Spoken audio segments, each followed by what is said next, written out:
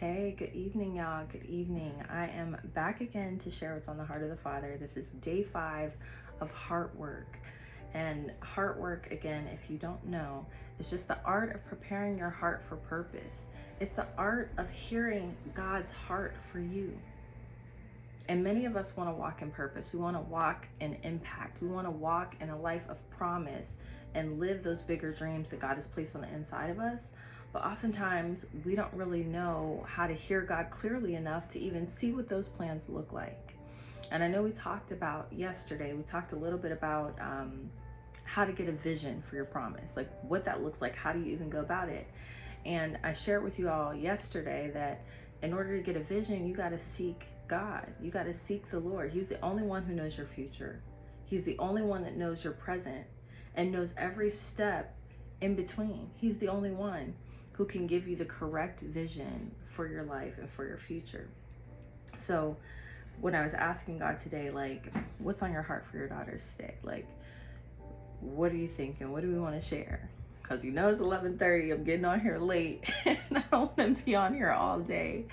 But I just wanted to know what was on the Father's heart. And immediately when I was getting into the Word, I came across Isaiah chapter 26. And it stood out to me because the title of that chapter is A Mind Stayed on God. And that's in my King James Version. But it's a mind stayed on God. And that right there just like stood out like a sore thumb to me. So I want to read, it's going to be Isaiah chapter 26, verses 1 through 4. Okay. It says, "In that day shall the song be sung in the land of Judah. We have a strong city. Salvation will God appoint for walls and bulwarks. Open, ye gates, that the righteous nation which keeps the truth may enter in. Thou wilt keep in perfect peace, whose mind is stayed on thee, because he trusts in thee. Trust in the Lord forever, for in Lord Jehovah is everlasting strength." This was so good to me and so timely with everything that we've been talking about over the last 5 days. You know, we've talked about the pruning seasons that you go through. We've talked about what your purpose is. We've talked about, you know, what it looks like when God is replanting you into a new area, a new season where you're closer to him so you can really understand who he's created you to be, and you can get the proper view and idea and understanding of who he is too. And we've talked about, you know, the excitement of getting to step into a life of purpose and impact and clarity when you step into promise, you know, and even how to figure out what promise looks like for you. How do you know those desires that God's placed in your heart or the things that he has planned for you? We've talked about all of these things over the last few days, and this verse here in Isaiah really caught my attention because I began to think about how, you know, when you are stepping out in a new way to follow God in obedience, and, you know, you're really just surrendering your own plans for your life, and you're asking God to come in and help you formulate the plans that he already has going on behind the scenes. You're saying, Lord, I lay down everything I've planned, and I want to be a part of what you've planned. I want to use everything that you've put in me for your purposes, to be a part of your kingdom work, the things that you desire to see here in the earth. You surrender that when you are stepping into promise and you are deciding to walk boldly and live bigger and, you know, live with a new boldness and confidence in who God says you are. But in order to do that, we have to have a mind that's stayed on God. You have to have this like focus, right? Where there's all craziness going on over here and there might be craziness going over here, but you like have blinders on and you are focused and you are dead set on keeping your mind, your heart, your body, your will stayed on the Lord. And when we do that, he gives us the ability to obey him. He gives us the ability to do the things that he's put in our heart to do, and to use the creativity in a new way that we hadn't thought of before.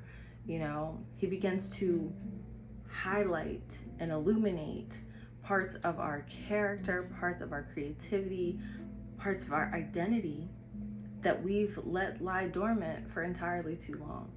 He begins to illuminate that and breathe new life into those areas. He begins to ignite this new fire and curiosity inside of you, not only for his word, but for, all that he has planned for you. You just want to be a part of whatever he's got going on, and you really begin to desire him. But it all kind of circles back to having your mind on him and really thinking about the Lord and considering his ways and considering, what it is that he is calling you towards, what he's drawing you towards in this season.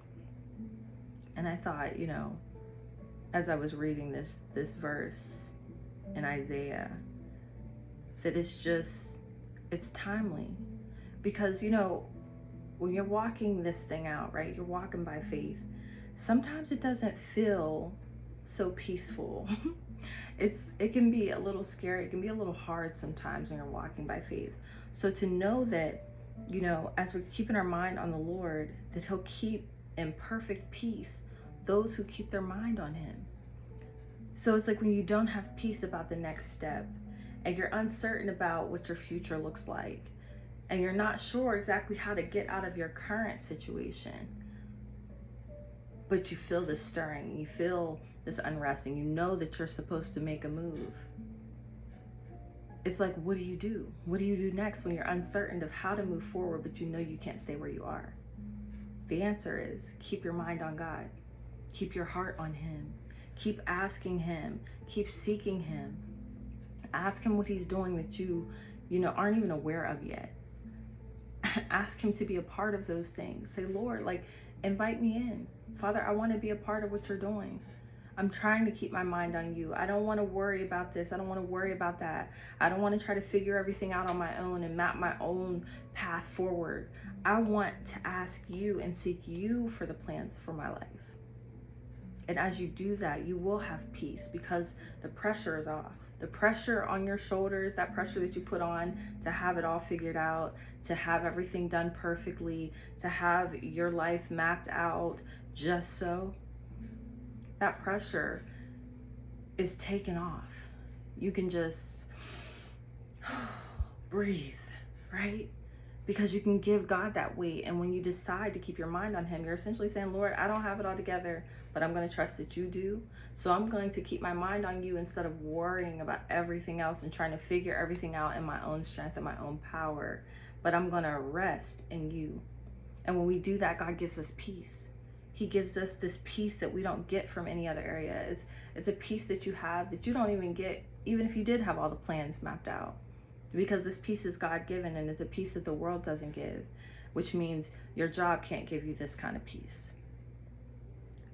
Your relationship can't give you this kind of peace. Understanding and knowing everything that's going to happen is not going to give you this kind of peace. Whatever you're finding security and safety in other than the Lord is not going to give you the peace that only he can give. But when you make a decision and you decide, Lord, whatever is going on, I'm going to keep my mind on you. I'm going to make sure I'm reading your word, but not just reading your word. I'm going to have a conversation with you about it. And I'm going to ask you to show me how I can apply what I'm reading. Show me how the things that I'm learning affect me, or what you want me to do with the things that I've read. It becomes less of just a thing you do to check off your to-do list saying, I read his word, but it becomes more of a conversation. It becomes more relational. And that's what happens when your mind is stayed on the Lord. It takes you deeper. It takes you closer to him. And it really gives you a new peace that you didn't know you could even have, a peace that doesn't make sense. It doesn't make sense that you would have peace when you don't have the next piece of your puzzle. You don't have the next step set out in front of you and laid out perfectly, but you have peace. That's something that's different than how most people operate. That's something that stands out. That's something that, makes other people want to ask you, how are you calm? How are you so cool with everything that's going on when you don't even know what you're doing? Oh, it's because I got the peace from God. It's because I'm keeping my mind on him. I'm keeping my mind on what I do know. And what I do know is that God has good plans for me. What I do know is that he's prepared a future and a hope for me, and that he set a table before me in the presence of my enemies. What I do know is that he covers me and fills me up to the overflow with his joy and his peace and his love. So when we keep our mind stayed on those things and we focus on that, we can have the peace to move forward. We can have the peace to allow God to chart a new direction for us. Even if it's something we haven't done before. Even if we don't know what that new path looks like. We have no clue what's up ahead. But because we decided to keep our mind and our heart on him, he allows us to move forward with such a peace. Not perfection, but peace. And sometimes when you're following God in a new way, and he's calling you into this new level of purpose and promise, you're not going to move perfectly. It's not always going to be completely polished and completely perfect. No. But God isn't looking for perfect. He's looking for obedience. He's looking for a daughter who would just say, yes, Lord, I'll go.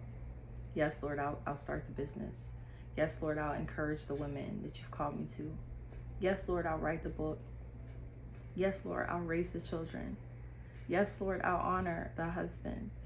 Like, God is looking for your yes. He can work with the messy middle parts, right? He can work with it. He knows you enough to know that when he asks you to go, it may not be pretty all the time. It may not be perfectly polished, but he can deal with imperfections, but he can't deal with disobedience. So when you decide to say yes to God and you decide to keep your mind on him, you're saying, Lord, I'll take action even if I don't know exactly how to do it, or I've never done it before, or I feel like I want to make it more perfectly.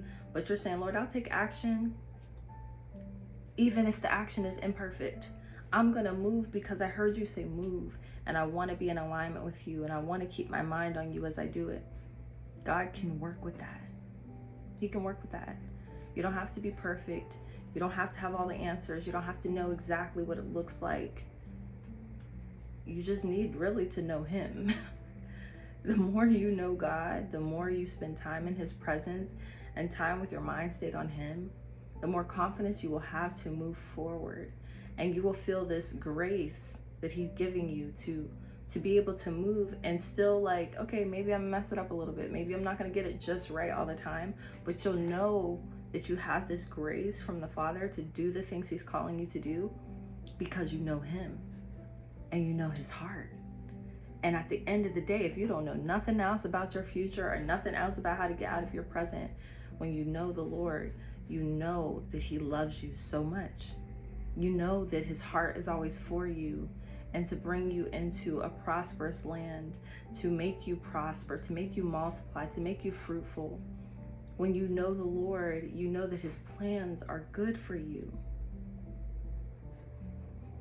But that comes with keeping your mind on him, keeping, the word in front of you, whether you're listening to the Bible audibly. I like to do that sometimes, or if you're reading it, whatever, but it's just keeping the word in front of you.